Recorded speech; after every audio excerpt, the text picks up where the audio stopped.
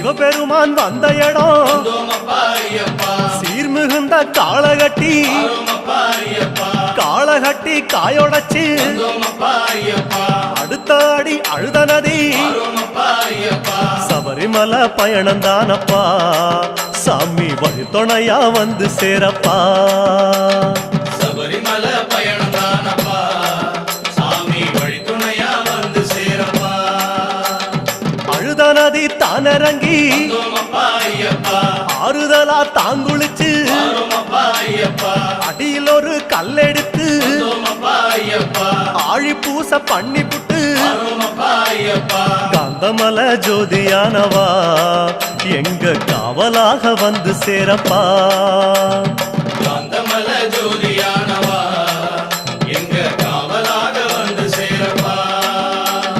சன்னதியில் கட்டுங்கட்டி சபரிமலை காடு தேடி